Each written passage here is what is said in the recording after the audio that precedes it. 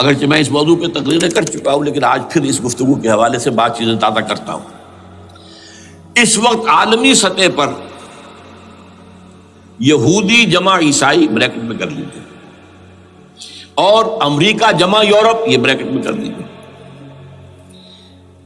ان کا اندر معاملہ کیا ہے؟ اصل جو ہے اس میں پیچھے مائنڈ ہے، ماسٹر مائنڈ، سازشی ذہن، وہ یہود کا ہے۔ باقی عیسائی اعلی کار بن گئے ہیں۔ جو 100% اعلی کار ہے یہود کا وہ پروٹیسٹنٹس ہیں۔ پروٹیسٹنٹزم یہود ہی نے پیدا کرایا تھا، یہود ہی نے یورپ کے اندر سود کا رواج شروع کروایا، ورنہ سود حرام تھا وہاں پر بھی، یوزری بھی اور کمرشل انٹرسٹ بھی، دونوں حرام تھے، یہ یہودیوں نے کروایا۔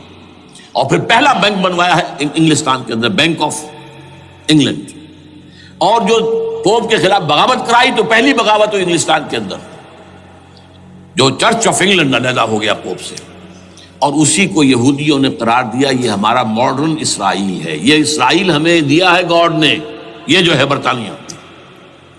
اس کے کچھ عرصے کے بعد یہی جو ہے ایکسوڈس ہوا ہے، اور وہ امریکہ میں جا کے آباد ہوئے۔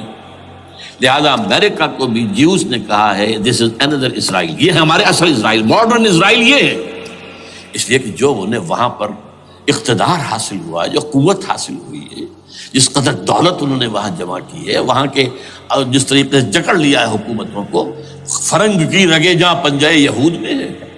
ٹھیک 100 سال پہلے علامہ اقبال یہ مشاہدہ کر کے آ گئے تھے یورپ میں، اور کون دیکھنے والا تھا کہ وہاں کیا ہو رہا ہے، بیہائنڈ دی سین کیا ہے، سامنے کیا ہے، پردے کے پیچھے کیا ہے۔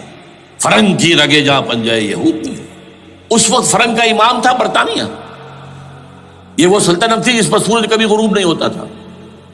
آج وہ فرنگ کا امام امریکہ ہے۔ یہ برطانیہ تو اب وہ جو ایک نظم ہے کہ بچپن میں پڑھی تھی، London bridge is going down going down going down, اس کی مثال ہے۔ برطانیہ کی کوئی حیثیت ہی نہیں، ورلڈ پاور کی حیثیت نہیں ہے، وہ تو چھوٹا بھائی اس نے بنا رکھا امریکہ نے اپنا، تو اس حیثیت سے جو ہے اس کی کوئی حیثیت ہے، ورنہ کوئی اور حیثیت نہیں۔ بہرحال ان دونوں میں یہ ہے کہ پیچھے ماسٹر مائنڈ، سازشی ذہن، پلاننگ، سکیم ساری یہودیوں کی۔ اعلی کار امریکہ سب سے بڑھ کر، اس کے بعد برطانیہ ہے، اور اس میں اصل پروٹیسٹنٹس، ان میں بیپٹسٹ، ان میں اس سے بھی آگے بڑھ کر ایونجلسٹ، جن کو کہتے ہیں بورن اگین کرسچنز، جن کو کہتے ہیں نیو کنزرویٹو کرسچنز، یہ تمام اصطلاحات آپ اخبارات میں پڑھتے ہوں گے، ان کو گروپ کرنی ہے۔ یہ اصل اعلی کار، ان کو ایک نیا نام دیا گیا ہے کرسچین زائنسٹ۔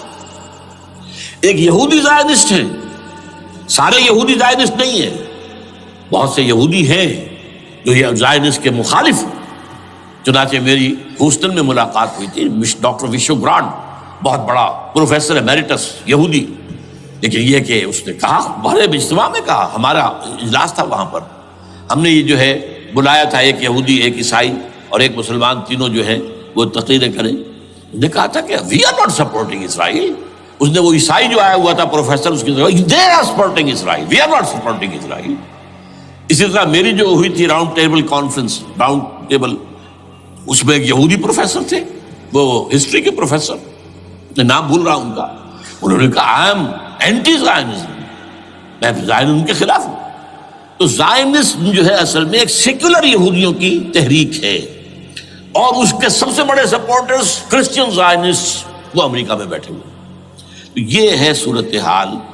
یہ جان لیجئے کیتھولکس جو ہیں یہ اتنے پرو یہودی نہیں ہیں، اب رفتہ رفتہ وہ بھی اس کے اندر آ کر شامل ہو گئے۔ یورپ جو ہے زیادہ Catholics, Roman Catholics, Roman Catholics کا یہ بھی آپ نے جملہ پڑھ سنا ہوگا کہ یہ جو ترکی جو ہے ہمارا ملک، یہ جو کوشش کرتا رہتا ہے گھسنے کی یورپین یونین کے اندر، تو ایک دفعہ جان شراق نے کہا تھا، بڑا پیارا جملہ تھا، why doesn't Turkey understand that we are a Christian club؟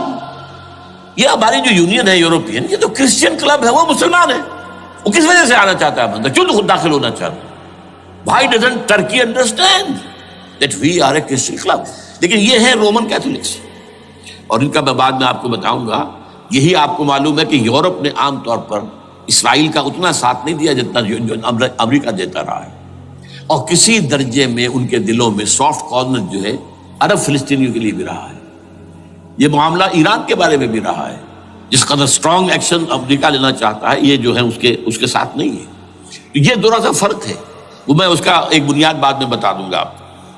بہرحال ان کا ایک جو ایجنڈا ہے وہ دو سمجھیے کہ دو اس کے نکات ہیں، دو رسیوں کے مانند یہ آپس میں بٹا ہوا ہے. پہلا،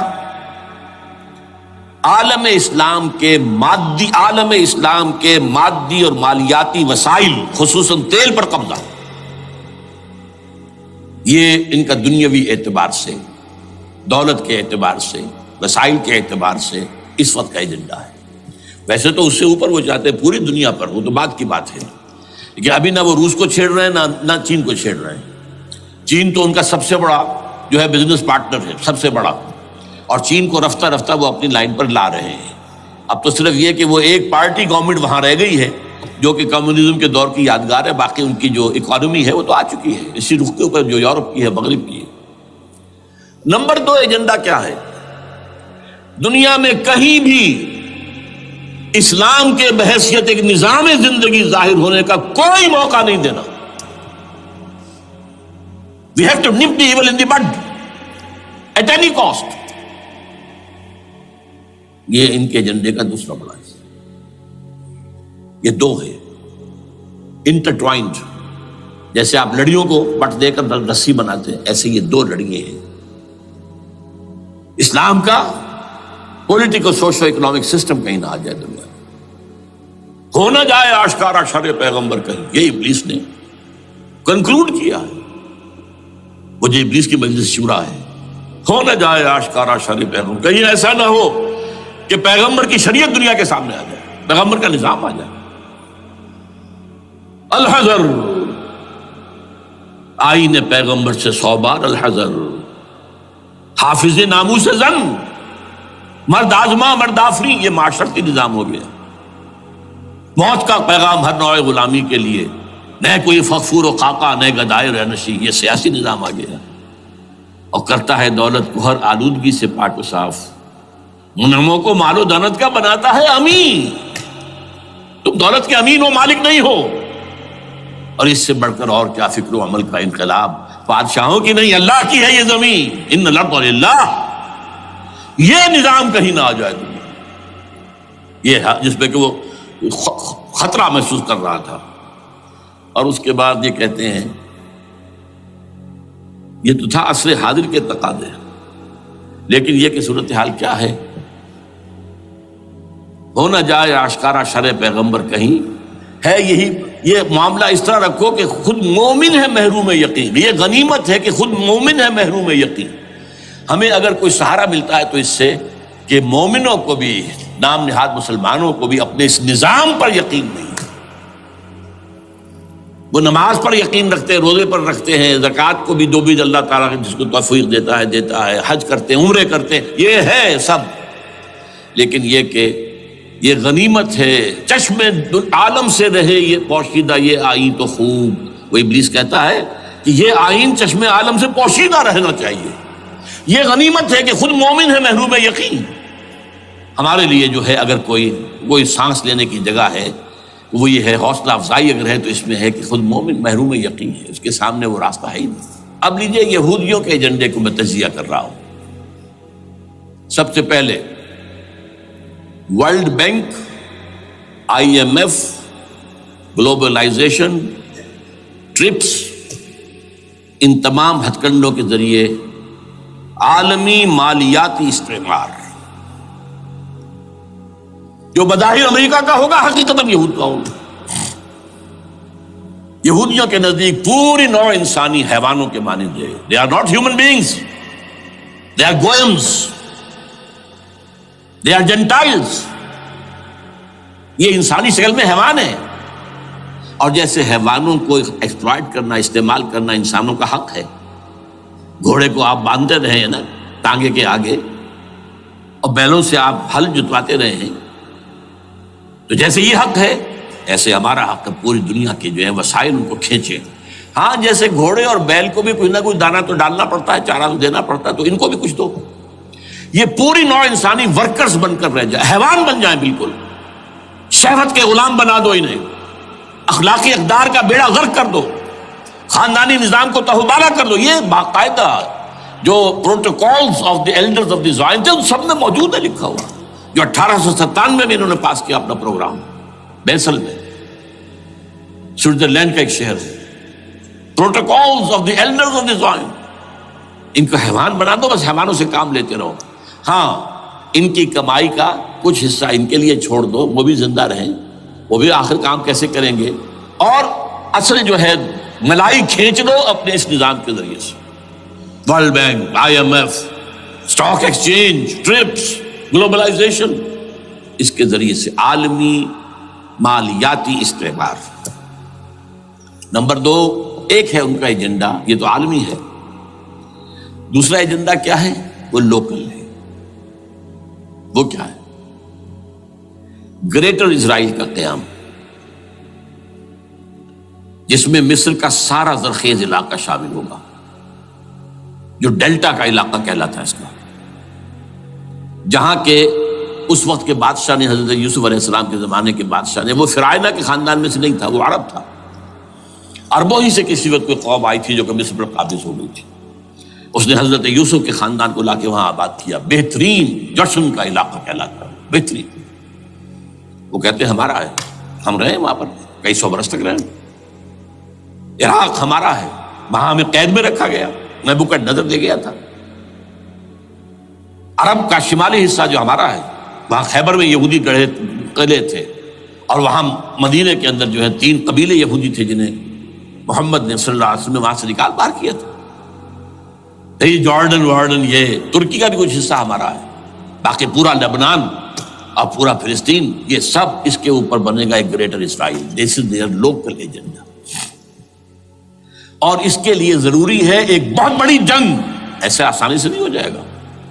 آرمگیڈون، جس کو حضور نے فرمایا الملحمۃ العظمی، الملحمۃ الکبریٰ، بہت بڑی جنگ، جس کی خوفناکی اور تباہ ناکی کا اندازہ اس سے کیجئے. حضور فرماتے ہیں کہ اگر ایک باپ کے 100 بیٹے یا ایک دادا کے 100 پوتے ہوں گے تو ان میں سے 99 ختم ہو جائیں گے، ایک بچے گا.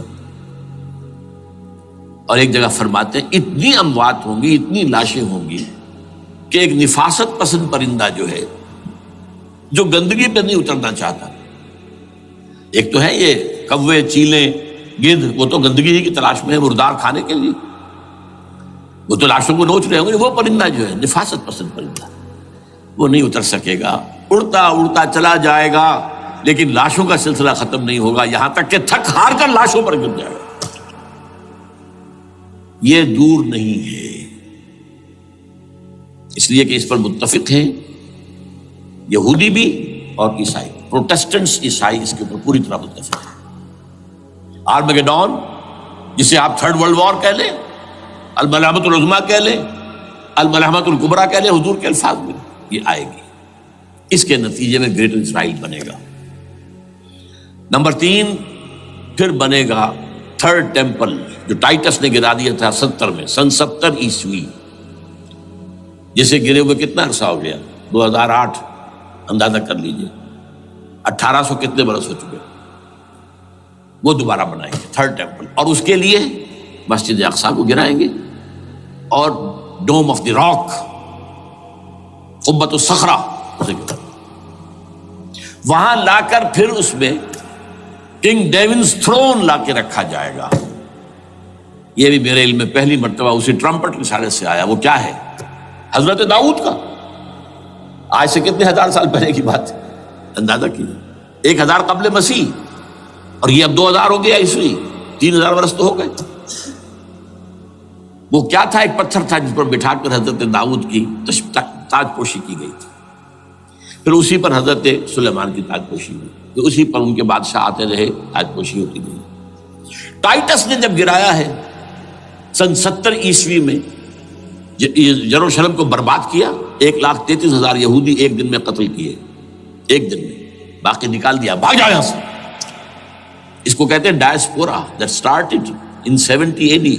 یہ منتشر ہو گئے، جس کا جہاز سنگھ سمایا چلا گیا، یورپ میں چلے گئے، شمالی افریقہ میں، مسلمان ملکوں میں، انڈیا میں آ گئے، ایران میں آ گئے، سب جگہ وہاں سے نکال دیے گئے، ڈایاسپورا۔ بہرحال وہاں سے وہ ٹائٹس وہ پتھر لے گیا، وہ روم میں لے گیا، روم سے کسی طرح وہ آئرلینڈ پہنچ گیا۔ آئرلینڈ پیور کیتھولک ملک ہے، آپ کو معلوم ہوگا، اور وہاں پر پروٹیسٹنٹس کی اور کیتھولکس کی جنگیں ہوتی رہتی ہیں۔ کبھی بھی شیعہ سنی مسلمانوں کی اس طور سے خانہ جنگی نہیں ہوئی ہے جیسے کہ وہاں ان دو عیسائیوں میں کیتھولکس اور پروٹیسٹنٹس میں ہوتی ہے۔ وہ رومن کیتھولک ملک ہے بیچ میں۔ وہاں سے وہ انگلینڈ میں آیا، انگلینڈ میں جب آ گیا، بلکہ وہاں سے اسکاٹ لینڈ سے انگلینڈ میں پھر اس کو ایک کرسی کے اندر اس کی سیٹ کی حیثیت سے بنا کر ایک تھرون کی شکل دے دی گئی، اور وہ جو ویسٹ منسٹر ایبے ہے، برطانیہ کے پارلیمنٹ کے ساتھ جو چرچ ہے ویسٹ منسٹر ایبے، وہاں اس کو لا کے رکھ دیا گیا۔ اس وقت سے برطانیہ کے بادشاہوں اور ملکاؤں کی تاج پوشی وہاں ہوتی ہے۔ تو ایک یہ ہے کہ پھر اس کو لا کر وہاں رکھیں گے۔ اب یہاں سے اختلاف ہے، یہ نوٹ کر لیجیے، یہاں تک عیسائیوں کا یہودیوں کا ایجنڈا ایک، یہاں اختلاف ہے۔ یہودیوں کے نزدیک ان کا مسیح آئے گا اور وہ وہاں بیٹھ کر پوری دنیا پر راج کرے گا۔ وہ مسیح جس کی خبر دی گئی تھی شروع کی کتابوں میں، جو تورات کی ابتدائی کتابیں ہیں، وہ تو حضرت مسیح کی شکل میں آ گئے۔ دی پروفیسی واز فلفلڈ۔ یہودیوں نے نہیں مانا، انہیں تو قرار دیا جادوگر ہے، کافر ہے، مرتد ہے، ولد الزنا ہے، اور اپنے بس پڑتے سولی پر چڑھوا دیا۔ وہ دوسری بات ہے، اللہ نے کیا کیا وہ ایک علیحدہ مسئلہ ہے۔ چنانچہ یہ کہ دی سچویشن از ویکنٹ، وہ مسیحا کی جگہ ابھی باقی ہے ان کی، and they are waiting for ہم۔ تو وہ آئے گا اور وہ یہاں اس تخت داؤد پر بیٹھ کر پوری دنیا پر حکومت کرے گا۔ عیسائیوں کا کہنا کیا ہے کہ در حقیقت حضرت مسیح نازل ہوں گے، سیکنڈ کمنگ آف جیسس، جس کو ہم بھی مانتے ہیں، اگرچہ ہوگا کیسے، حالات و واقعات کا کیا ہمارے نزدیک رنگ ہے وہ کچھ مختلف ہے، وہ میں بیان نہیں کر سکتا۔ حضرت مسیح علیہ السلام پھر اس تخت پر بیٹھیں گے ان کے عیسائیوں کے مطابق۔ چنانچہ پوپ جو مر گیا ہے، پال سیکنڈ، اس کو یہ ٹرمپٹ والے کہتے ہیں شیطان، اور ان کا کہنا یہ ہے کہ اس شیطان نے the old ancient holy Roman empire کو ریوائیو کیا ہے یونائٹڈ یورپ بنا کر، اور ان کا مقصد کیا ہے کہ یہ فلسطین میں ایک رومن کیتھولک حکومت قائم کرنا چاہتے ہیں۔ یہودی اپنی حکومت چاہتے ہیں جو ہے، اور وہ اپنی حکومت چاہتے ہیں، یہ ان کا کہنا ہے۔ یہ میں نہیں جانتا کہ اس میں کس حد تک ان ایک دوسرے پر الزام درست ہے، لیکن جیسے کہ آپ کو معلوم ہے کہ انڈونیشیا کے اندر بھی ہوا تھا، ایک جزیرے کو تقسیم کر دیا، ایک حصہ جو ہے اس کا وہ رومن کیتھولک ریاست بن گیا ہے۔ شاید نائجیریا میں بھی اس طرح کا معاملہ ہوا ہے، کچھ تھوڑے علاقے کے اندر وغیرہ وغیرہ۔ تو یہ ہے، لیکن بہرحال یہ ان کا۔ عیسائیوں کا معاملہ کیا ہے؟ میں نے جیسا کہ بتایا کہ یہ تو اس ایجنڈے کے اندر متفق ہے، اور عیسائی بھی ورلڈ ڈومینیشن، مالیاتی جو ہے استعمار، اس کے لیے کوشاں ہیں۔ لیکن ان کے نزدیک حضرت عیسیٰ ابن مریم آئیں گے علیہ الصلوۃ والسلام، اور وہ حکومت کریں گے۔ اس پورے ڈرامے کا اسکرپٹ پورا یہودیوں کا لکھا ہوا ہے، اور انہی کی سازش اس پورے ڈرامے کے پیچھے ہے۔ البتہ بظاہر اس ڈرامے کا بڑا کیریکٹر جس سے آپ ہیرو کہیں وہ امریکہ ہے، اور اس کے تابع یورپ بھی ہے۔ یہ ہے عالمی سطح پر معاملہ اس وقت۔ ویسے میری 2 کتابیں جو ہے اس پر کتابچے ہیں، 4 سال پہلے میں نے اسی مقام پر 2 تقریریں کی تھی، ایک موجودہ عالمی حالات اور اسلام کا مستقبل، وہ دوسرا حصہ جو میں اس وقت نہیں چھیڑ رہا، ہوگا کیا اصل میں، جس میں یہ ہے کہ کہیں اسلامی ریاست قائم ہو، خلافت کا نظام قائم ہوگا کہاں ہوگا یہ میں بحث نہیں کر رہا۔ حضرت مہدی کا ظہور ہوگا، وہ آئیں گے عرب کے اندر۔ پھر یہ ہے کہ وہ جو گریٹر اسرائیل کے خلاف جہاد ہوگا، اور اللہ کرے گا کہ رفتہ رفتہ یہ ممالک جو ان سے لے لیے جائیں گے، یہاں تک کہ بالآخر ایک یہودی اعلان کر دے گا میں ہوں مسیح، جس کو کہ عیسائی بھی کہتے ہیں اینٹی کرائسٹ، اور یہ کہتے ہیں یہ بیپٹسٹ بھی کہ اینٹی کرائسٹ جو ہے وہ یہودی ہوگا، جبکہ کچھ عرصے پہلے بہت بڑا پروپیگنڈا ہوا تھا کہ اینٹی کرائسٹ جو ہے، دجال جو ہے، وہ تو مسلمان ہوگا نہیں، لیکن وہ کہتے ہیں کہ ہوگا یہودی ہوگا، اور پھر اس یہودی کو قتل کریں گے حضرت مسیح، دی ریئل مسیح، اصل مسیح جو اٹھا لیے گئے درمیان میں، وہ آئیں گے اور ان کے ہاتھوں دجال بھی قتل ہوگا اور پھر مسلمانوں کے ہاتھوں ایک ایک یہودی ختم ہوگا. پھر ایک عالمی اسلامی ریاست قائم ہوگی حضرت مسیح کے ہاتھوں، اور وہاں پر حضرت مسیح ایک حدیث میں آتا ہے 40 برس تک پوری دنیا پر حکومت کرے گی. بہرحال یہ دوسرا پکچر ہے جو ہمارے سامنے، میں اس وقت کی تفصیل میں نہیں جا رہا، جو ان کے سامنے پکچر ہے وہ میں نے آپ کو بیان کر دیا. اب اس میں تجزیہ کیجئے افغانستان پر حملے کا اصل سبب، جو میں نے دو بتایا نا، دو لڑیاں ہیں ان کے ایجنڈے کی، ایک اسلام کہیں ظاہر نہ ہو جائے، اسلام کا نظام ظاہر نہ ہو جائے، اور ایک مسلمانوں کے مالیاتی خاص طور پر تیل کے وسائل پر قبضہ. اب افغانستان میں کیا ہوا ہے، یہ سارا معاملہ تھا اسلام کا راستہ روکنے کے لیے، کہ یہاں تو اسلام ایک شکل دکھا رہا ہے اپنی، اور اگر انہیں موقع مل گیا تو یہ تو ایک ایسی ویلفیئر اسٹیٹ قائم کر دیں گے، زکوٰۃ کا نظام قائم ہو جائے گا تو اعلیٰ ترین ویلفیئر اسٹیٹ قائم ہو جائے گی. اور اگر یہاں پر جو ہے یہ ساری سزائیں نافذ ہو گئی، معاشرہ کرائم فری ہو جائے گا، لوگوں میں محبت ہوگی، مساوات ہوگی، اور یہ کہ عام لوگوں کے لیے ویلفیئر ہوگا. اور یہ سامنے نظام آ گیا تو پھر ہمارا یہ نظام کیپٹلزم یہ کہاں رہے گا، اس کو تو منہ چھپانے کی جگہ نہیں ملے گی. لہذا افغانستان پر حملے کا اصل موٹو یہ ہے. البتہ یہ ساتھ ہی یہ بھی تھا کہ افغانستان کے راستے سے سینٹرل ایشین سٹیٹس جو ہیں ان سے پائپ لائنیں لا کر اور وہ پھر کہیں گوادر کے آس پاس سمندر تک لائے جائے، تاکہ ہم وہاں کے جو ہے ڈرین کر سکیں جو تیل اور گیس کے ذخائر ہیں سینٹرل ایشین سٹیٹس کے اندر جو مسلمان سٹیٹس ہیں. تو اس کے لیے راستہ جو ہے وہ لینا چاہتے تھے افغانستان سے. اب وہ جہاں تک افغانستان کا تعلق ہو تو ان کے قبضے میں ہے، جب چاہیں کر لیں.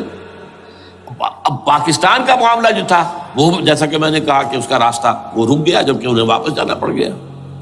لیکن انہوں نے افغانستان میں کوشش کی، طالبان کے زمانے میں یونیکول جو ہے ان کی سب سے بڑی جو ہے کمپنی ہے، اس نے مذاکرات کیے.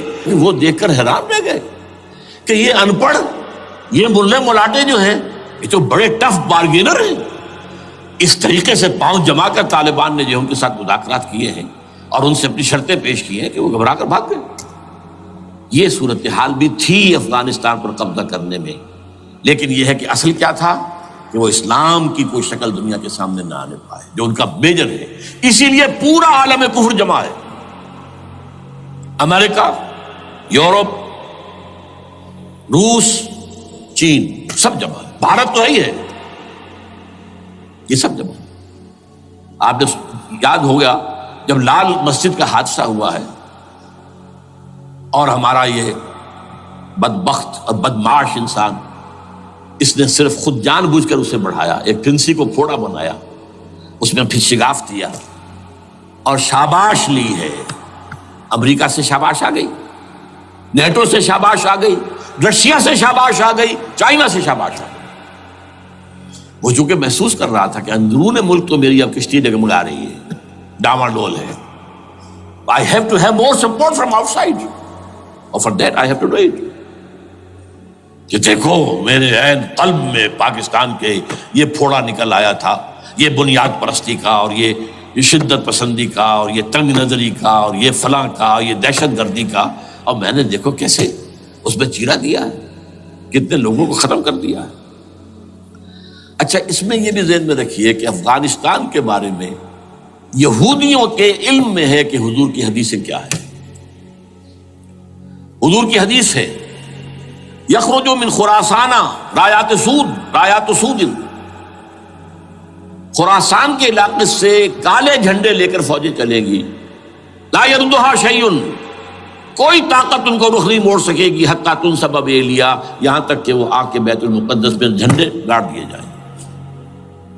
دے نو اٹ، یہ جان لیجیے یہ لوگ پڑھے لکھے لوگ ہیں.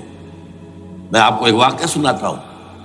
جب 1967 میں یہودیوں کو فتح ہوئی بہت بڑی اور پورا یروشلم اب ان کے قبضے میں آ گیا، ایسٹ یروشلم جو کہ ابھی جارڈن کے قبضے میں تھا، تو جب موشے دایان تھا وہ کانا، وہ داخل ہوا فاتح کی حیثیت سے، تو اس کے ساتھ ایک ربائی تھا بہت بڑا، چیف ربائی یہودیوں کا بہت بڑا عالم، اور وہ رو پڑا. تھا تو فتح کا وقت، خوشی کا، رویا. So this is the beginning of the end, یہ الفاظ آئے اخبارات میں. گویا کہ اب یہ آخری ڈرامہ جو ہے شروع ہو گیا ہے. وہ آخری ڈرامہ انہیں معلوم ہے ان کی تباہی پر ختم ہونا ہے. اس میں حضرت مسیح کے نزول کے بعد یہ ٹرمپٹ والا بھی لکھتا ہے کہ 80% یہودی قتل ہو جائیں گے. اور میں سمجھتا ہوں کہ 20% اگر صحیح ہے اس کی بات تو وہ ہوں گے جو اب حضرت مسیح پر ایمان لے آئیں گے. باقی 80% اپنے اس کفر پر اڑے رہیں گے اور قتل ہوں گے. اسی طرح حضور کی ایک حدیث ہے کہ جب یہودیوں کا قتل عام ہو رہا ہوگا اگر مسلمان قتل کریں گے تو اگر کسی درخت کے پیچھے یہودی چھپا ہوگا تو درخت پکارے گا اے مسلمان، یا عبداللہ آؤ ادھر، یہ میرے پیچھے یہودی چھپا ہوا، قتل کرو اسے. کسی پتھر کے پیچھے چھپے گا تو پتھر بولے گا سوائے ایک درخت غرقد کے، کہ غرقد یہودیوں کا درخت ہے، وہ پناہ دے گا. اور آج اسرائیل میں سب سے بڑی پلانٹیشن غرقد کی ہے. They know it. اسی لیے افغانستان، خراسان، یہ افغانستان کا ہارٹ ہے افغانستان. اور یہ بھی جان لیجئے ہمارا جو مالاکنڈ سے اوپر کا علاقہ ہے یہ بھی خراسان کا حصہ ہے، اولڈ خراسان، جیسے گریٹر خراسان کہا جاتا ہے ہسٹری میں. ایک میں نے ایرانی سے پوچھا تھا اس کے بارے میں تو اس نے کہا خراسان ہمارا ایک صوبہ ہے. میں نے کہا وہ تو مجھے معلوم ہے، جس کا دارالخلافہ مشہد ہے اور یہ ان کا مقدس شہر ہے، وہ تو اسے مکے کی طرح سمجھتے ہیں. بہرحال میں نے کہا میں پوچھ رہا ہوں پرانا خراسان بزرگ، تو خراسان بزرگ کا انہوں نے بتایا پورا افغانستان اس میں شامل. اور پھر یہ سٹیٹس جو ہیں سینٹرل ایشین سٹیٹس اور ایران کا ایک حصہ اور پاکستان کا ایک حصہ، یہ جو مالاکنڈ کہلاتا ہے. اور یہ بڑی معنی خیز بات ہے کہ وہی مالاکنڈ سے تحریک چلی ہے جو اصل تحریک ہے طالبان پاکستان، وہ سوات سے چلی ہے. بہرحال اس وجہ سے، اس پہلو سے یہ جو ہے افغانستان پر حملے کا سب سے بڑا سبب وہ تھا. دوسرا جو تھا وہ یہ کہ ان کو جو پائپ لائن لے کے آنی تھی اس کے لیے، لیکن وہ ظاہر بات ہے کہ اس میں جو ہے جو طالبان نے وہ ان کی چکمے میں نہیں آئے. اس پر ایک کتاب ہے کہ جو انگریزی میں ہے عابد اللہ جان کی، Afghanistan the genesis of the last crusade. Afghanistan سے آخری صلیبی جنگ کا سلسلہ شروع ہو رہا ہے. بہت جو ہے چشم کشا ہے، معلومات افزا ہے، انگریزی میں ہے. اچھا عراق میں معاملہ برعکس تھا. عراق میں تیل کا معاملہ بھی تھا تو صرف امریکہ کا تھا. جو یورپ ہے وہ زیادہ تر کیسپین کے ایریا کے تیل کی طرف نگاہیں رکھتا ہے. یہ جو ہے یہ اصل میں سارا جو ہے یہ امریکہ کا معاملہ. اور دوسری طرف یہ کہ یہاں کو مذہبی سلسلہ نہیں تھا، حالانکہ تھا، وہ یہودیوں کا تھا. وہ کیا تھا؟ Extension, first step towards the establishment of greater Israel. یہ بات اچھی طرح سمجھ لیجیے. یہاں پہ تیل کا معاملہ بھی میں نے کہا تھا نا، دو لڑیاں ہیں جو چل رہی ہیں. تیل کا معاملہ یہاں خاص طور پر عراق کے اندر زیادہ، افغانستان میں بہت کم. لیکن یہ کہ یہاں پر بھی جو اصل ہے بیہائنڈ دی سین، جو اصل چیز کیا ہے کہ گریٹر اسرائیل کے قیام کی طرف پہلا قدم. میں یاد دلاتا ہوں آپ کو، جب فرسٹ گلف وار ہوئی تھی جس میں عراق کا بھرکس نکال دیا گیا تھا، اس کے اختتام پر کہا تھا شوارز کرافٹ، جو ان کا کمانڈر ان چیف تھا الائڈ فورسز کا، اس نے صاف کہا تھا، مجھے آج تک ایک ایک لفظ یاد ہے، We fought this war for the protection of Israel.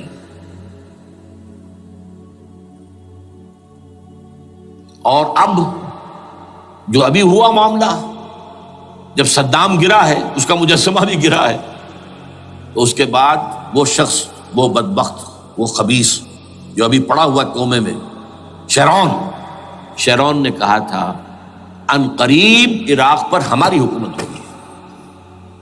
اور اس سے پہلے تو ہم صرف عراق میں سے یوفریٹس تک کا علاقہ مانگتے تھے، دریائے فرات تک کا. اب ہمارا مطالبہ یہ ہے کہ ہم تو در حقیقت دجلہ تک جائیں گے، دجلہ، تاکہ پورا کا پورا جو فرٹائل جو دو آبا ہے دجلہ اور فرات کے درمیان کا بہترین علاقہ، وہ سارا ہمارے پاس.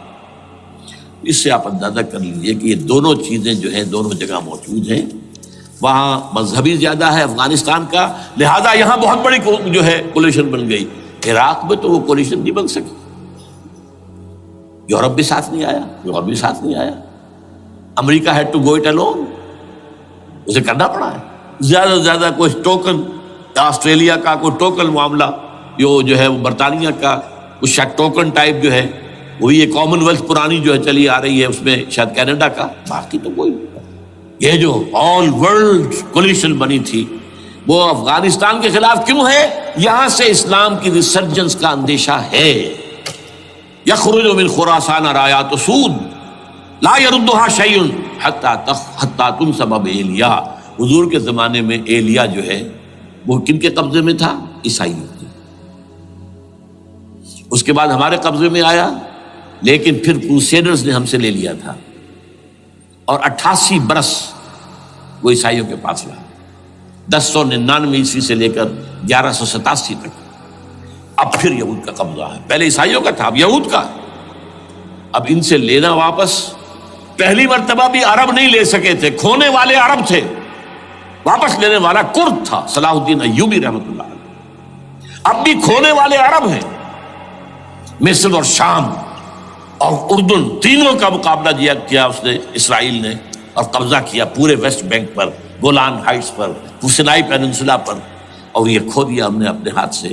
اور اب بھی عربوں میں تو کوئی دم نہیں ہے، کوئی جان نہیں ہے. ان کو عیاشیوں نے، دولت مندی نے بالکل تباہ و برباد اور کھوکھلا کر کے رکھ دیا. بہرحال یہ جو چیزیں میں نے آپ کو بتائی ہیں یہ تو وہ پلانز ہیں جو سب شیاطین جن و انس کے پروگرام ہیں. وہ جیسے کہ کبھی کہا تھا خمینی صاحب نے، شیطان بزرگ، دی گریٹسٹ شیطن، امریکہ. اصل میں امریکہ اور اس کے پیچھے حقیقت میں یہود. سامنے امریکہ، پیچھے یہود. بالفعل کیا ہوگا یہ تو پھر اللہ ہی جانتا ہے کیا ہوگا. وَمَكَرُوا وَمَكَرَ اللَّهُ. کافر اپنی چالیں چلتے ہیں، اللہ اپنی چال چلتا ہے. اور سَنَسْتَدْرِجُهُم مِّنْ حَيْثُ لَا يَعْلَمُونَ وَأُمْلِي لَهُمْ إِنَّ كَيْدِي مَتِينٌ. اے نبی آپ گھبرائیں نہیں، ہم ان کافروں کو رفتہ رفتہ وہاں سے لے آئیں گے جہاں سے آپ کو بھی، جہاں انہیں احساس تک نہیں ہوگا کہ یہ تو گرفت میں آ رہے ہیں، ٹریپ ہو رہے ہیں. اور ابھی ذرا میں انہیں ڈھیل دے رہا ہوں. میں املی لہم ان قیدی متین، میری چال بہت مضبوط ہے. وہ اللہ کیا کرے گا وہ میں نے آپ کو بتایا، جھلک دکھا دی ہے. انشاءاللہ اسی علاقے میں پاکستان اور افغانستان، اور اس کا ہارٹ ہوگا یہ پشتونستان، سرحد اور مشرقی افغانستان مل کر پشتونستان. پشتون اسی مشرقی اس میں ہے. پاکستان کا مغربی صوبہ ہے، شمال مغربی سرحدی صوبہ. یہ ہارٹ اور پھر پاکستان اور افغانستان. انشاءاللہ یہی ہوگا. اور پھر یہ کہ یہاں سے فوجیں جائیں گی جو حضرت مہدی کی حکومت جمائیں گی عرب کے اندر. عربوں میں جان نہیں ہے کہ وہ مہدی کی حکومت کو جما سکے. یخرج ناس من المشرق یؤتون للمہدی یعنی سلطان ہی. مشرق کی طرف کے کسی ملک سے فوجیں آئیں گی جو مہدی کی حکومت قائم کریں. عربوں میں دم نہیں.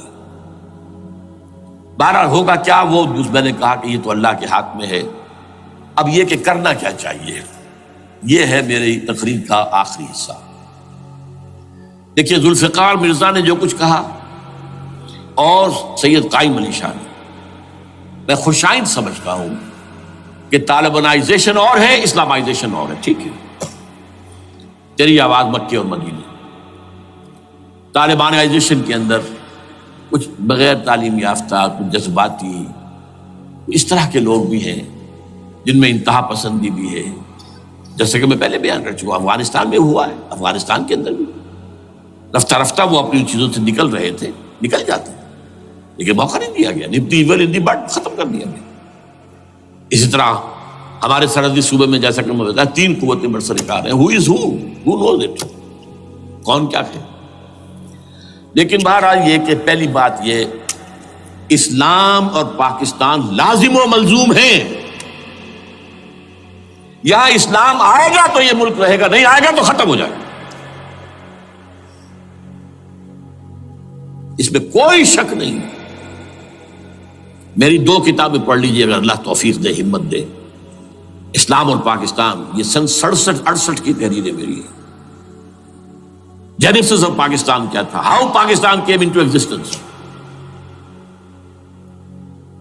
پھر یہ کہ میں نے استحکام پاکستان کے نام سے سن 85 کے اندر کتاب لکھی ہے. یہ دونوں کتابیں پڑھی ہیں.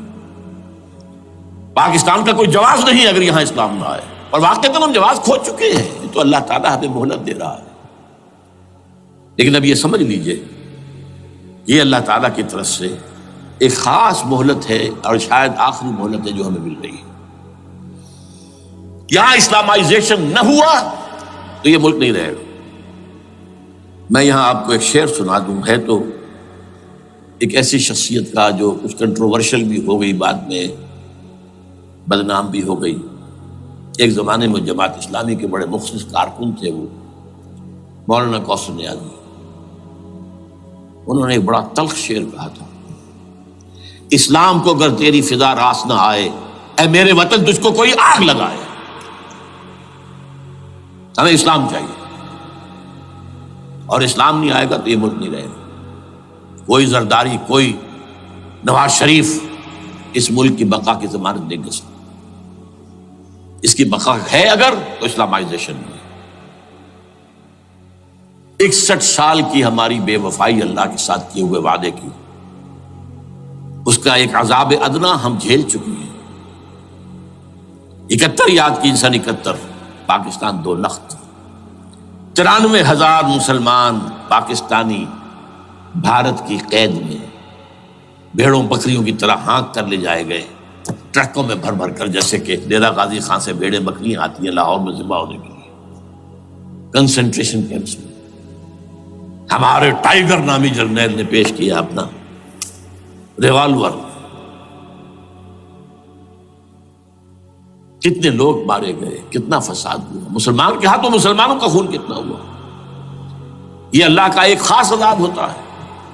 میں نے وہ آیت آپ کو سنائی تھی، قل هو القادر على ان يبعث عليكم عذابا من فوقكم او من تحت ارجلكم. اے نبی سے کہہ دیجیے اللہ اس پر قدرت رکھتا ہے، جب چاہے تم پر کوئی عذاب اوپر سے بھیج دے، تمہاری زمین کے نیچے سے نکال دے. زلزلہ آیا تھا کہ نہیں؟ او یلبسکم شیعا، ایک تیسری شکل بھی ہے. نہ اللہ آسمان کو کوئی تکلیف دے، نہ زمین کو. زمین پھٹے گی تو آدمی جائے گا نا اندر، بلکہ تمہیں گروہوں میں تقسیم کر کے او یلبسکم شیعا فیذیق بعضکم بعض بعض، تو ایک دوسرے کی قوت کا ایک دوسرے کو مزہ چکھائے. تم خود ایک دوسرے کے گلے کاٹو. ہمیں کسی اور قوم کو تکلیف دینے کی ضرورت نہیں ہوگی. یہ کام ہمارے ساتھ ہو چکا ہے 1971 میں. بہرحال اب اس کے بعد بھی تاخیر تو ہماری جو کی تو ہے. اب ہم اس جگہ پر پہنچ گئے کہ شاید اب عذاب الاکبر آنے والا ہے. وہ آیت بھی میں نے شروع میں پڑھی تھی، وَلَنُذِيقَنَّهُم مِّنَ الْعَذَابِ الْأَدْنَىٰ دُونَ الْعَذَابِ الْأَكْبَرِ لَعَلَّهُمْ يَرْجِعُونَ. چھوٹا عذاب آیا سن 71 میں پاکستان. بہرحال مغربی پاکستان تو برقرار رہا، اس کا نام بھی پاکستان رہا. اب شاید بڑا عذاب آ رہا ہو، بلکنائزیشن جس کے نقشے جو ہیں دنیا میں شائع کیے جا چکے ہیں. اور اس اسلامائزیشن کے لیے جو میں کہہ رہا ہوں کہ اس کے بغیر یہاں پاکستان نہیں رہے گا، اس کے لیے اس کی جو دستوری، تدریجی، قانونی، پرامن اگر راستہ اختیار نہ کیا گیا تو ملیٹنسی بڑھے گی. یہ رکنے والی نہیں ہے. یہ جو اوپر کا جو علاقہ ہے، ایک ٹرائنگل ہے جس کا نقشہ کھینچا ہے ایک بہت بڑے مصری ادیب اور مورخ نے، شکیب ارسلہ ان کا نام تھا. انہوں نے کہا ہے کہ یہ پامیر، سطح مرتفع جو ہے پامیر، جسے روف آف دی ورلڈ کہا جاتا ہے، اس سے پہاڑوں کے سلسلے نکلتے ہیں. کوئی چین کی طرف چلا گیا، کوئی تبت کی طرف چلا گیا، جو قراقرم ادھر آ گیا پاکستان کی طرف، ہمالیہ آ گیا پاکستان انڈیا کی طرف، ادھر ہندو کش چلا گیا افغانستان میں. یہ سب جیسے کہ ایک جو پہیا ہوتا ہے اس کے جو لگے ہوتے ہیں اسپوکس جنہیں کہتے ہیں. اس نے کہا کہ ایک طرف ہمالیہ اور ایک طرف ہندو کش، اس کے درمیان میں جو قوم رہتی ہے، اب نوٹ کر لیجیے، یہ ہمالیہ کا اینڈ جو ہے مغربی، وہ کیا ہے؟ یہ نتیا گلی وغیرہ اسی کا حصہ ہے. اس کے بعد ختم، دریائے سندھ بہ رہا ہے، لیکن اوپر جا کر وہ ٹرن دیتا ہے رائٹ کو، تو پھر اب وہ قراقرم اور ہمالیہ کے درمیان جاتا ہے. یہاں تک کہ انڈیا سے جو اس کا داخلے کا راستہ آ جاتا ہے۔ لیکن یہ جو ہے یہ درمیانی راستہ، یہ اصل میں ہندو کش ادھر اور ہمالیہ ادھر، اس کے درمیان جو قوم آباد ہے، اور اس ٹرائنگل کا بیس ہے مالاکنڈ کا پہاڑ، مالاکنڈ، ہمالیہ، ہندو کش۔ اس ٹرائنگل میں جو قوم آباد ہے، شکیب ارسلان کہتا ہے اگر پوری دنیا میں اسلام کی نبضیں ڈوب جائیں تب بھی یہاں کے لوگوں میں اسلام کی نبض چلتی رہے گی۔ یہ وہ علاقہ ہے جہاں سے پاکستان کے طالبان کا آغاز ہوا، جہاں سے پرامن تحریک چلی تھی، اس کا راستہ روک دیا گیا۔ اب وہ شدت پسندی پر آ گئے، اور یہ شدت پسندی بڑھے گی اگر آپ نے تشدد سے روکا، اگر امریکہ کے چمچے بنے رہے، اگر امریکی ایجنڈے ہی کو پورا کرتے رہے اور اپنے لوگوں کو مارتے رہے، تو جواب میں دریک چراغ حقیقت کو گل کیا تم نے تو موج دودھ سے 100 آفتاب ابھریں گے۔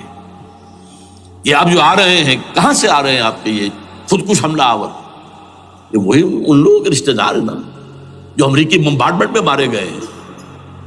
کتنے ہیں جن کے بچے ختم ہو گئے، بیٹے مر گئے۔ یہ جو ہمارے ہاں ایک کمانڈوز کے کیمپ کے اوپر جو حملہ ہوا تھا اور خودکش بمبار، جس نے کہ شاید 18-19 بہترین آپ کے کمانڈوز ختم ہوئے تھے، وہ کون تھا؟ وہ خود کمانڈو تھا، اندر کوئی اور تو جا ہی نہیں سکتا تھا، یہ کمانڈوز کا کیمپ تھا، اور اس کے میس میں لوگ کوئی جا سکے؟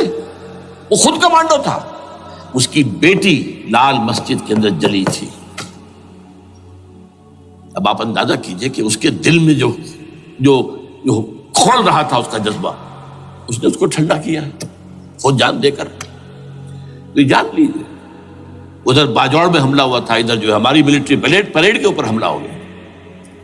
تو یہ بات رکے گی نہیں، اور یہ ظاہر بات ہے کہ اب شمال سے لے کر نیچے تک کی بات ہے۔ وہاں پر بھی میں نے شروع بھی کہا تھا، یہ خطرہ حقیقی ہے، غیر حقیقی نہیں ہے، وہمی اور خیالی نہیں ہے۔ اس لیے کہ اب جو اس علاقے سے جا رہے ہیں ہجرت کر کے کراچی، وہی ان کی جگہ ہے، وہیں پر ان کے رشتہ دار ہیں، محسود ہیں، وزیری فلاں ہے، یہ ہے وہ ہے، وہاں وہ جا رہے ہیں۔ اور وہاں پر بھی ظاہر بات ہے کہ جو کچھ ہو رہا ہے افغانستان میں اور جو کچھ ہو رہا ہے شمال سرحدی صوبے میں، اس کا ایک تسلسل ہوگا۔ میں یہاں یہ عرض کر دوں آپ سے کہ تقریباً 4 سال قبل، بلکہ 4.5 سال، میں انتہائی مایوسی کو پہنچ چکا تھا کہ پاکستان کا وجود باقی نہیں رہے گا۔ میں نے یہی تقریر کی ہے 29 فروری سن 2004 کو، اسی جگہ۔ پاکستان جواز کھو چکا، یہ اسلام کے نام پر تھا، ویئر اسلام؟ جو اسلام یہاں وہ تو بھارت میں بھی ہے، وہ تو امریکہ میں بھی ہے۔ وہ کہاں ہے اسلام کا سیاسی نظام، اسلام کا تعزیراتی نظام، اسلام کا کرمنل لا، اسلام کا سول لا، اسلام کے فیملی لاز کہاں پر آئے تھے اس شخص نے جو فیلڈ مارشل بنا تھا، خود ساختہ، جو اس نے قوانین بنائے تھے؟ تمام علماء نے کہا تھا، تمام مکتبہ فکر کہ غلط ہے، تحریک کوئی نہیں اٹھائی، یہ ان کی غلطی تھی، کوتاہی تھی۔ جمہوریت کی تحریک میں شامل ہو گئے، اس پر کوئی تحریک نہیں چلائی۔ بہرحال وہ نظام کہاں ہے؟ وہ نظام تو قائم نہیں کیا۔ اس حوالے سے یہ اپنا جواز کھو چکا ہے۔ نو ریشنل ریزون دیت جسے کہتے ہیں فرینچ کے اندر، ریزون دیت کو کسی چیز کی ریزن، ریشنل آف ایگزسٹنس۔ اس کے بعد یہ ہے کہ پچھلے سال سے کچھ مایوسی میں کمی ہوئی۔ Number 1، chief justice of Pakistan Iftikhar Muhammad Chaudhry کے اندر ہمت اللہ نے دی، وہ کھڑا ہو گیا۔ جرنیلوں کے جمگھٹے کے اندر ایک سویلین آدمی جو ہے جس درجے کا مرغوب ہو سکتا ہے، آپ اس کا اندازہ کر لیجیے۔ اور اس کے بعد اسپونٹینیس موومنٹ وہ کلا ہے، انہومی شے، سوچ نہیں سکتے ہم۔ یہ موومنٹ جو ہے یہ کوئی اسٹریٹ ارچنز کی چلائی ہوئی نہیں ہے، یہ ہمارے ہاں کے گاموں ماجوں کی نہیں ہے، بلکہ یہ تو پڑھے لکھے لوگ، وکیل، کالے کوٹ، کالی ٹائیاں، پینٹ، یہ جو سختیاں جھیلی ہیں انہوں نے، ابھی تک وہ تحریک چل رہی ہے۔ اگر اس سے ظاہر بات ہے وقت گزرنے کے ساتھ ساتھ اس کی وہ تیزی اور تندی میں تو کمی آئی، اور حکومت کو موقع ملا ان کے اندر کوئی رفت پیدا کرنے کا بھی۔ لیکن بہرحال ان دونوں چیزوں سے میری مایوسی میں قدرے کمی ہوئی. اب دوسری بات وہ تھی 18 فروری کے الیکشن کا پرامن طور پر منعقد ہو جانا. میں یہ سمجھتا تھا کہ جو اس کے اندر دخل اندازی ہے، ریگنگ ہو گئی ہوگی. کیسے ممکن ہے پاکستان میں الیکشن ہو اور ریگنگ نہ ہو؟ پھر تحریک چلے ہی چلے، کیونکہ تحریک تو چل رہی ہے پہلے سے، صرف اس کے اوپر تیل اور ڈالنا ہے نا. اور پھر بدامنی ہوئی ہو، اور پھر دونوں طرف گدھ بیٹھے ہوئے ہیں. The NATO forces in the west, Indian forces on the east, they will march into Pakistan. اور پاکستان کے ایٹمی دانت توڑ کر Pakistan will be put at the mercy of India. Bharat now do whatever you like. Condoleezza Rice کا میں آپ کو بیان سنا چکا ہوں. پاکستان کے مستقبل کا فیصلہ امریکہ اور بھارت بھی کرتا. بہرحال اب تیسری جو امید ہوئی ہے، یہ کل پرسوں میں جو ہوئی ہے، کولیشن جو ہے یہ ناکام ہوتی نظر آ رہی تھی. لیکن یہ کہ صدر کے مواخذے پر یا صدر کے خلاف جو ایک کارروائی ہو رہی ہے، اللہ کرے کہ وہ پوری ہو جائے، یا اس سے بھی بہتر ہے کہ وہ خود ہی استعفیٰ دے کر دفع ہو جائے. بہرحال یہ کہ اس سے بھی کچھ امید کا پہلو جو ہے پیدا ہوتا ہے. اب یہاں اسلامائزیشن کا پرامن، تدریجی اور اسلام اور دستوری اور قانونی طریقہ کیا ہے؟ وہ طریقہ کیا ہے؟ 1949 اور 50 میں جو عمل شروع ہوا تھا، جو اس کے بعد سے آج تک جو ہے ختم ہو گیا، اس کو اثر دور شروع کیا جائے. دوڑ پیچھے کی طرف اے گردش ایام کی. 49 میں کیا ہوا تھا؟ قرارداد مقاصد. وہ گویا کہ پاکستان میں نظام خلافت کی جڑ تھی جو رکھ دی گئی تھی کہ sovereignty belongs to Allah and whatever authority we have, it's a sacred امانت. یہ تو اصل میں استعمال کی جائے گی یہ قوت کتاب و سنت کے دائرے کے اندر. this is خلافہ. in essence it is خلافہ. خلافت کی بنیاد رکھ دی گئی. اس سے پہلے 48 میں سن 47 کی ایک تقریر کی وجہ سے جو غلط فہمی پیدا ہوئی تھی قائد اعظم کی 11 اگست کی، اس کا انہوں نے کراچی کی ہائی کورٹ بار ایسوسیشن میں جا کے کہہ دیا تھا. کچھ لوگ شرارت کے ساتھ یہ پروپیگنڈا کر رہے ہیں کہ پاکستان میں دستور شریعت پر مبنی نہیں ہوگا، یہ فتنہ ہے، غلط کہہ رہے ہیں. نفی کر دی تھی. اب یہ دوسری بات ہے کہ اندھوں کے اندھے جو ہیں وہ اس 11 اگست کی تقریر کو لیے پھرتے ہیں، اس کے ایک جملے کو، اور یہ اتنی کھلی بات جو کی شریعت کا لفظ. شریعت، پاکستان کا دستور جو سمجھتا ہے کہ شریعت پر نہیں مبنی ہوگا وہ غلط کہتا ہے، وہ شریر ہے، شرارت پیدا کر رہا. یہ قائد اعظم کے الفاظ. بہرحال اس کے بعد ایک عمل کیا ہوا تھا سن 50 میں، یہاں کے سیکولر عناصر نے ایک بڑا شور مچایا، کس کا اسلام لاؤ گے؟ شیعہ کا، سنی کا، دیوبندی کا، بریلوی کا، وہابی کا، کس کا اسلام؟ اللہ تعالیٰ غریق رحمت کرے ان بزرگوں کو. پاکستان کے تمام مذہبی مکاتب فکر کی ٹاپ کی قیادت جمع ہو گئی کراچی میں. شیعہ بھی، اہل حدیث بھی، بریلوی بھی، دیوبندی بھی. 31 علماء، جماعت اسلامی بھی، مولانا مودودی بھی اس میں تھے. انہوں نے 22 پرنسپلز ایگریڈ اپون، دستور بنانے کے لیے 22 پرنسپلز ہیں، حاضر ہیں، بناؤ دستور. اب کوئی دلیل نہیں رہی، کوئی عذر نہیں رہا. تمام مکاتب فکر کے لوگ جمع. بعد میں ہوا کیا ہے، اس میں کس کا کتنا رول ہے، یہ بڑی درد بھری داستان ہے. میں اس وجہ کو چھیڑنا نہیں چاہتا. حاصل کیا ہے، وہاں سے ہمارا پروسیس ڈیریل ہوا، کچھ اپنوں کے کیے، کچھ بیرونی دباؤ کے تحت. قرارداد مقاصد کی سزا دی گئی لیاقت علی خان کو، تم نے پاس کرائی ہے. اسے ایسے قتل کیا گیا کہ سراغ تک نہیں ملا کہ کس نے قتل کیا. یہ ایسے تو نہیں ہوتا، اس میں پیچھے بڑے بڑے کریکٹرز، بڑے بڑے کردار. اب اس کے بعد وہ عمل کیسے شروع ہو؟ ضیاء الحق نے جو ایک ادارہ قائم کیا تھا فیڈرل شریعت کورٹ، اصولی اعتبار سے بہترین قدم تھا. وہ کیا تھا؟ یہ شریعت کورٹ ہے، اس میں کوئی شخص لائے پیٹیشن کہ پاکستان کا فلاں قانون جو ہے میں ثابت کرتا ہوں کتاب و سنت کے منافی ہے، یا کورٹ سو موٹے لے لے کسی بھی معاملے کو، ایگزسٹنگ جو قوانین ہیں ان کا جائزہ لے کہ اس میں یہ پورا قانون یا اس کی یہ شق جو ہے یہ خلاف شریعت ہے، اس پر آرگومنٹ ہو، دونوں طرف کے دلائل ہوں، علماء بھی آئیں، وکلاء بھی آئیں، بحث کریں، شریعت کورٹ کا تو میدان ہوتا کھلا۔ بالآخر اگر کورٹ فیصلہ دے دے کہ ہاں یہ ایگزسٹنگ قانون یا جو قانون قابل زیر غور ہے بننے جا رہا ہے یہ خلاف شریعت ہے یا جزمن شریعت کے خلاف ہے، تو وہ اسے کینسل کر دے گا اور کہہ دے گی کورٹ کہ اگر یہ مرکزی معاملہ ہے تو مرکزی حکومت، صوبائی معاملہ تو صوبائی حکومت، اتنی مدت میں 3 4 6 مہینے کے اندر اندر اس کی آلٹرنیٹ لیجسلیشن کر لے، جیسے ہی مہلت ختم ہوگی یہ قانون ڈیفنکٹ ہو جائے گا۔ اصولی اعتبار سے اس سے زیادہ صحیح اسکیم کوئی نہیں سوچ سکتا، آج بھی میں قائل ہوں، لیکن یہ بدبختی تھی اس شخص کی، ضیاء الحق کی، اس کو بالکل غیر مؤثر کر دیا، 2 ہتھکڑیاں پہنا دی، 2 بیڑیاں پہنا دی۔ کانسٹیٹیوشن آف پاکستان آپ کے دائرے کار سے خارج ہے، یہ سیکریڈ کاؤ ہے، ہاتھ نہ لگانا۔ جو جوڈیشل پروسیجرل لاز ہیں، ضابطہ دیوانی، ضابطہ فوجداری، یہ بھی تمہارے دائرے سے خارج ہے۔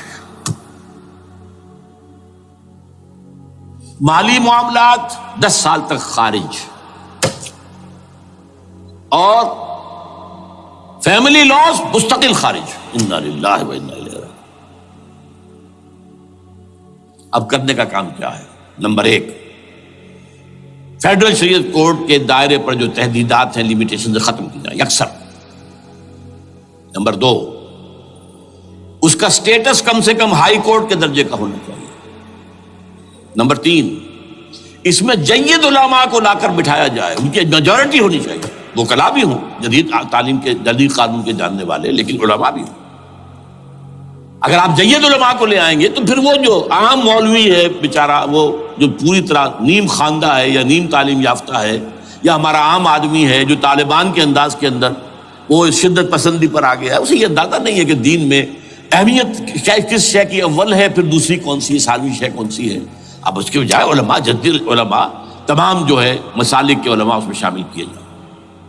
اس کے فیصلوں پر نظر ثانی کا کھلا موقع ہونا چاہیے، ایک دفعہ عدالت فیصلہ کر دے، نظر ثانی کا موقع ہونا چاہیے، اور کسی شہری کی طرف سے پیٹیشن آئے یا سو موٹو، وہ جائزہ لے اور ایک ایک کر کے قوانین جو ہے غلط ختم، ان کی جگہ پر لیجسلیشن پارلیمنٹ ہی کرے گی یا صوبائی اسمبلی کرے گی۔ کورٹ کا کام لیجسلیشن نہیں ہے، وہ یہ کہہ سکتا ہے کہ یہ بھائی یہ معاملہ جو ہے شریعت سے تجاوز کر گیا ہے، یا فلاں جو قانون تم بنانے چلے اس کی یہ شق جو ہے شریعت کے خلاف ہے، بس فیصلہ یہ دے گی۔ ظاہر بات ہے لیجسلیشن اس کا کام نہیں، لیجسلیشن جو کرے گی آپ کی نیشنل اسمبلی کرے گی، آپ کی صوبائی اسمبلی کرے گی، لیکن وہ اس کا متبادل قانون لے آئیں اور پہلا قانون ختم ہو جائے گا۔ اچھا، اس عرصے کے دوران جو کونسل آف اسلامک آئیڈیالوجی پر ارب روپیہ خرچ ہوا ہے، اس کی رپورٹوں کے انبار لگ گئے ہیں، کسی ایک سفارش کو بھی آج تک پارلیمنٹ میں پیش نہیں کیا گیا، اور اس میں جید علماء رہے ہیں اور تمام مکاتب فکر کے علماء رہے ہیں۔ ان کی رپورٹوں کو رفتہ رفتہ پارلیمنٹ کے سامنے لایا جائے اور ان کے ذریعے سے نئی قانون سازی کی جائے۔ اگر آپ یہ قانونی دستوری راستہ کھول دیں گے اور تجدیداً اس طریقے سے Islamisation of laws of Pakistan ہو جائے تو ظاہر بات ہے کہ پھر جو دہشت گرد ہیں، دہشت پسند ہیں، جن کو آپ خطرہ کہہ رہے ہیں، خطرہ، طالبان آنند، طالبان آ گئے، طالبان آ رہے ہیں، اب ڈرو اور بچو اور مقابلے کی تیاری کرو اور اسلحہ تیار کرو، اگر یہ کام کریں گے تو پھر ظاہر بات ہے کہ وہ تو فساد ہوگا، اور فساد کا نتیجہ کیا نکلے وہ اللہ ہی بہتر جانتا ہے۔ لیکن یہ پروسیس جو میں نے بیان کیا ہے، اگر اس پر عمل ہو جائے تو یہ وہ پروسیس ہے جسے جنرل حمید گل نے کہا تھا کہ اگر ایسا ہو جائے تو یہ سافٹ ریولوشن ہوگا، بغیر تشدد کے، بغیر کسی اور کے۔ اگر نیت ٹھیک ہے اور اگر یہ واقعی جیسے قائم علی شاہ نے سمجھ لیا ہے اور جیسے کہ ذوالفقار مرزا نے سمجھ لیا ہے، اسلامائزیشن اگر اس کو سب سمجھ لے، زرداری بھی سمجھ لے، اور نواز شریف بھی سمجھ لے اور سب سمجھ لے، تو ظاہر بات ہے کہ پھر کسی توڑ پھوڑ کے بغیر، کسی اور بدامنی کے بغیر، کسی تشدد کے بغیر اسلامائزیشن یہاں ہو جائے تو سب کے دل خوش ہو جائیں گے، اور یہ سارا جو بھی تشدد ہے، یہ دہشت گردی ہے، اس کے راستے بند ہو جائیں گے۔ اگر ایسا نہیں کرتے تو غیر تعلیم یافتہ یا نیم تعلیم یافتہ، جن کو کوئی پورا تصور نہیں ہے، نہ دنیا کے حالات کا علم ہے، نہ شریعت کے جو اصل مصادر اور منابع ہیں، اصل سورسز، ان تک رسائی ہے، بس کچھ چیزیں سن رکھی ہیں۔ یہ تو معلوم ہے انہیں کہ داڑھی رکھنی ہے، سنت ہے، لیکن یہ کہ یہ فرض تو نہیں ہے بھائی، پھر اس کی کوئی خاص مقدار تو معین نہیں ہے، یہ تو نہیں جانتے۔ ویڈیوز ہیں، آڈیوز ہیں، ان میں گانے ہیں، اس میں آپ کو معلوم ہے کہ عریانیت ہے، جو بھی ویڈیوز ہیں، اور وہ تو ان کو جلائیں گے ان کی دکانوں میں۔ آپ تعلیم دے رہے لڑکیوں کو، وہ جانتے ہیں جو تعلیم آپ دینا چاہتے ہیں، آپ تو ڈانس کی تعلیم کو بھی وہاں پر نافذ کر رہے ہیں، آپ نے تو تعلیم کا شعبہ ہی دے دیا اسماعیلیوں کے ہاتھ میں، لہذا ان کا تو رد عمل ہوگا، ہوئے۔ اس کا راستہ اگر روکنا ہے تو اس پروسیس سے جو میں نے بیان کر دیا ہے، جس کو میں بیان کر رہا ہوں نہ معلوم کب سے۔ نواز شریف صاحب، ان کے والد میاں محمد شریف صاحب مرحوم، اور شہباز شریف صاحب اور عباس شریف صاحب چاروں میرے پاس آئے تھے، 2 دفعہ آئے تھے، اور میں نے یہ ترمیمی بل پیش کیا تھا جس میں کہ جس کے آئٹم میں نے آپ کو گنوا دیے۔ بہرحال نہیں کیا کچھ انہوں نے، لیکن یہ کہ اگر یہ نہیں کریں گے تو یہ کہ دوسری طرف یہ سمجھ لیجئے اس وقت پاکستان کے دینی مدرسوں میں شدید تحریک چل رہی ہے۔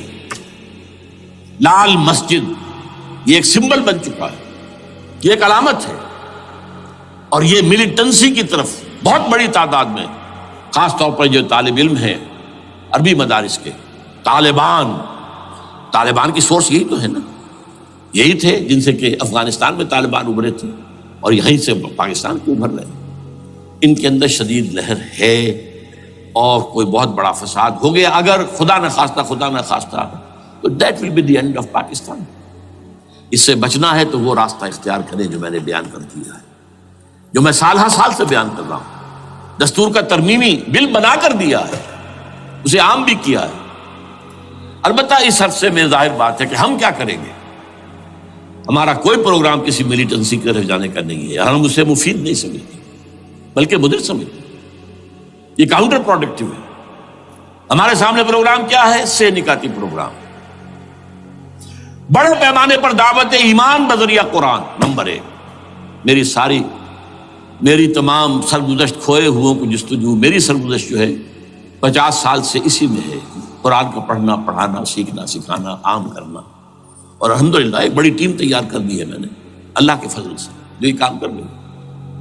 دعوت ایمان بذریعہ قرآن، اور جو ایمان واقعتاً لے آئیں، جس کا ثبوت ہوگا شریعت پر عمل، جس چیز پر عمل کیا جا سکتا اور نہیں کرتے تو آپ مجرم۔ ہاں ظاہر بات ہے اس ایک حصہ ایسا ہے جس پر آپ عمل نہیں کر سکتے جب تک کہ نظام نہ بدل جائے۔ چور کا ہاتھ میں نہیں کاٹ سکتا، آپ نہیں کاٹ سکتے، لیکن جتنے پر عمل ممکن ہے اس پر عمل۔ ایسے لوگوں کو آرگنائز کیا جائے، بیعت کا نظام، مسنون نظام، قرآن میں معصور، مسنون، منصوص، یہ سارا نظام اس کی بنیاد۔ ایک آدمی کا، وہ آدمی کہے کہ بڑھو تو بڑھو، وہ کہے کہ رک جاؤ تو رک جاؤ۔ نمبر 3، ان لوگوں کا تزکیہ، اور میں بتا چکا ہوں تزکیہ اور تربیت۔ تزکیہ کس بات کی؟ کوئی امنگ، کوئی ولولہ، کوئی مقصد، کوئی تمنا دل میں نہ رہے سوائے اللہ کی رضا کی۔ حکومت مطلوب نہ ہو، اقتدار مطلوب نہ ہو، مال و دولت مطلوب نہ ہو، اللہ کی رضا اور آخرت کی فلاح۔ ہر تمنا دل سے رخصت ہو گئی، حضرت مجذوب کا مصرع، اب تو آجا، اب تو خلوت ہو گئی، اے اللہ تو آجا میرے دل میں، میرے دل سے ہر تمنا نکل چکی ہے، خلوت ہے۔ اور تربیت کس کی؟ کہ تیاری ہو جائے اس بات کی کہ تن من دھن سب لگا دیں گے، جان بھی دے دیں گے جب موقع آئے۔